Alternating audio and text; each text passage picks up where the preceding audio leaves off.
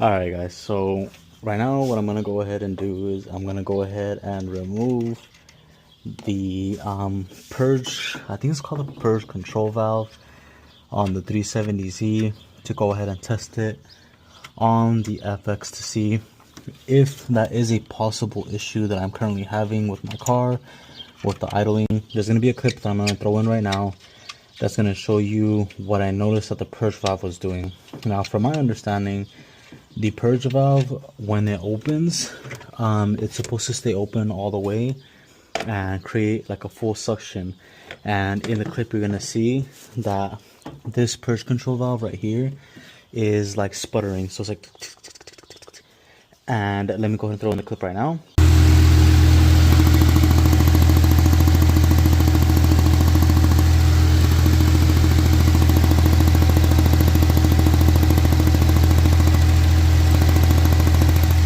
So after watching that clip, you can see that it's obviously sputtering. Now, I don't think that is normal. I believe it's supposed to have a consistent flow from what I have seen from multiple videos online from different cars.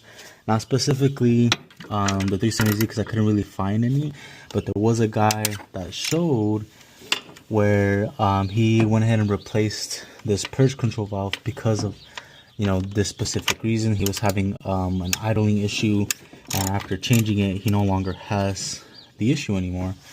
Now, the Purge control valve, as you guys can see, is connected right here to the evap hose that goes all the way down. It's supposed to go to the canister. This is designed to do is begin to pull air or unwanted fuel and air mixtures out from the system and into the engine in order for it to combust and get rid of it. So as you can see, it rolls through here, right there, in this pipe, and then it connects right here directly to the engine. So if this is not working properly, there's going to be unmetered or unwanted air that's throwing off the car, which will most likely cause it to bog. So as you can see, it's going right here, it connects right there, and then the other one must be this one right here. So there's two holes that this actually connects to. So I'm just hoping that once we test this one, it works properly. Hopefully this one's not bad either. I haven't driven the car in a while to know if it is having an issue or not, but we'll find out once we install this one on the FX.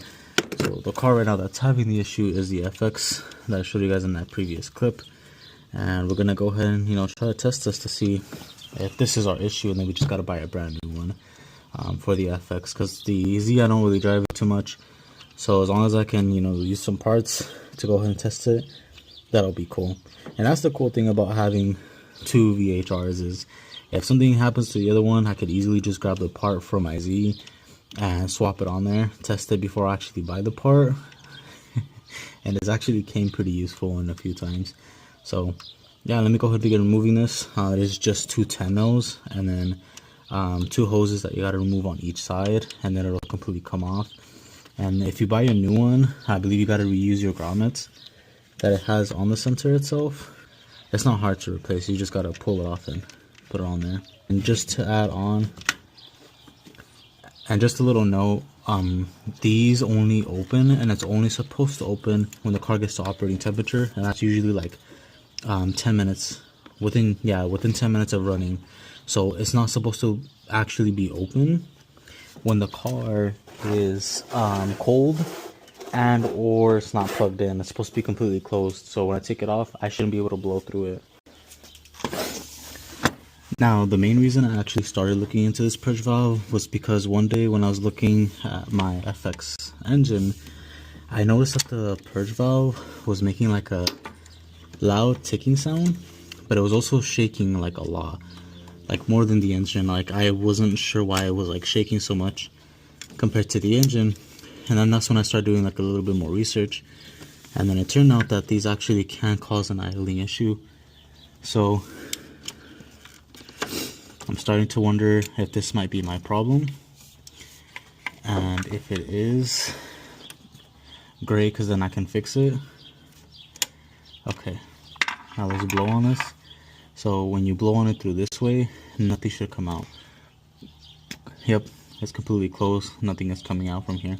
That's one sign that it is working. If you blow on it and there's just, you know, air going through, that means it's not functioning properly because it's supposed to stay closed when it's not warm.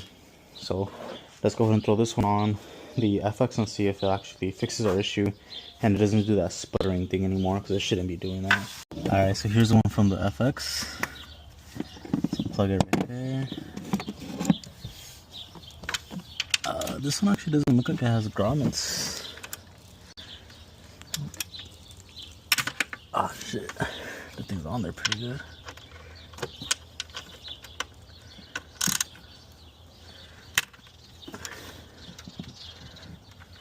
Now I did test this one when it was cold and nothing was going through. I know it's like functioning when it comes to it closing, but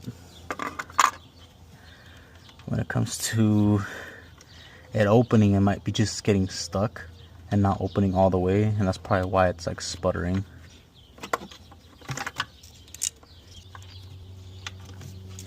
Alright, now let's test this one. Yep, this one's closed as well. See if it's OEM. Yeah, it looks like this is an OEM part, because it says Nissan right there. This one, same thing, it says Nissan right there. Same plug, same connections, everything. Just different design. As you can see, this one has a hole for the little grommet. But let's go ahead and test this one out. Oh, these are shorter. So these bolts wouldn't work on here. We need those other longer ones. So we would need these right here if we have this type of design.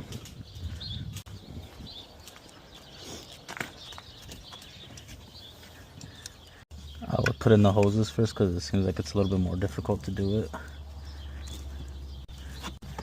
Wow, the canister or the Purge valve is installed.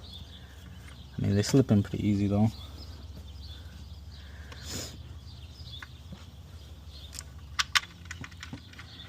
Now we're gonna go ahead and turn the car on and let it warm up, and then we're gonna go ahead and first test it when the car warms up and do it the same way I did the other one by just removing the plug and see if it makes that noise. So let's just warm it up. It looks like I could just take it off just like that. Plug that in. Let's go ahead and tighten it.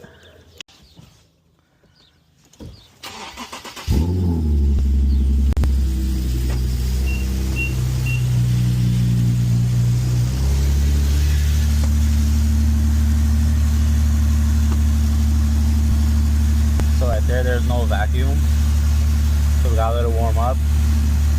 Right now I can tell that it's working as of right now because this is not sucking in anything. So there should be no vacuum when it's cold, but once it warms up there should be vacuum. And you can also feel when it's on because it'll shake like a little bit more. So let's wait at least 10 minutes for this thing to warm up and then we'll test it. Alright, it's been a few minutes and it still hasn't turned on, but I also noticed that this hose is pretty bad right here.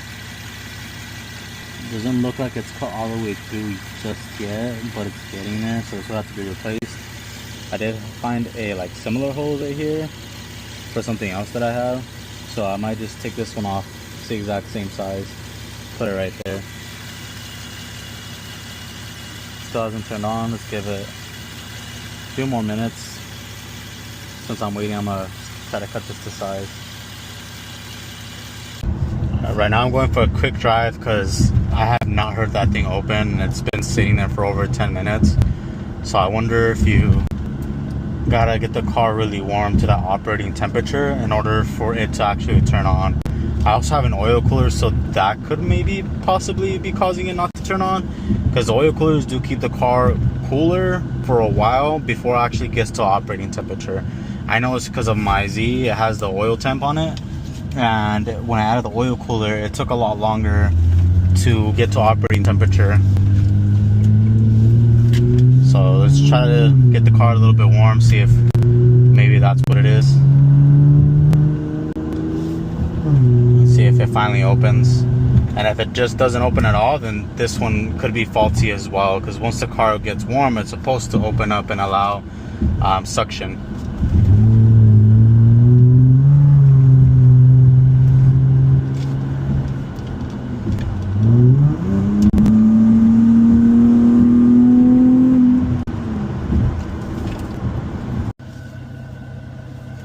Alright, I'm gonna just sit here, see if anything happens with the idle. Right now it's actually pretty low. It's like right around 600, which is pretty normal. But after sitting for a bit, like it would just jump up slowly. If it does it again, then that wasn't our problem. Okay, that's going up already. I don't know if you guys can see that. But it was at 600 and now it went to 700.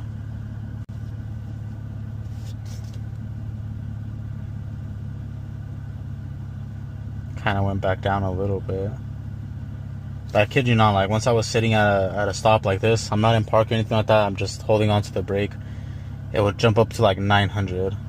It wouldn't really go to 1000, I've never seen it go to 1000, but I would see that jump up to at least 900.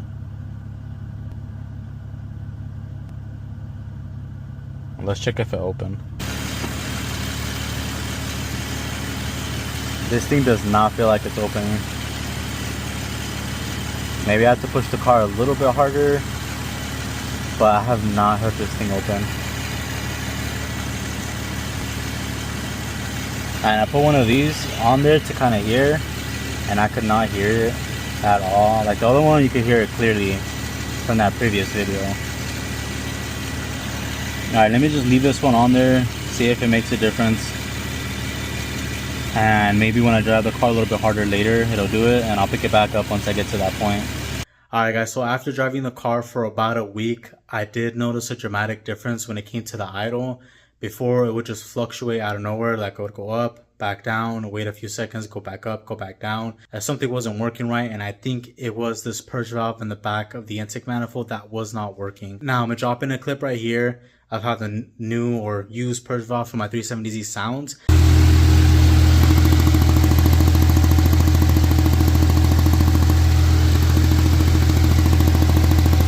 And it honestly sounds the same, like making that sound. I guess that's normal. I even looked up another video of another guy that was working on a purge valve for a different car, and actually sounds like that. But I think what was going on with my purge valve on the FX was it was malfunctioning. Possibly I'm not opening all the way or not opening all the time, maybe when it was getting warm. So it was possibly going out, but it wasn't throwing a check engine light because it was technically still like working. And the reason I think that I was not working properly is because of that shaking that I saw. Like I kid you not, when you look at the purge valve, it was shaking a lot. So if you see your purge valve most likely shaking a lot, maybe it's not working properly. It's not allowing the air to be sucked through and it's closed. So that could be a possible issue for you as well. Just check that out. But if you see it's working perfectly fine, it's sucking how it's supposed to, letting air through, even after blowing on it when it's supposed to be closed, then you might have an okay purge valve.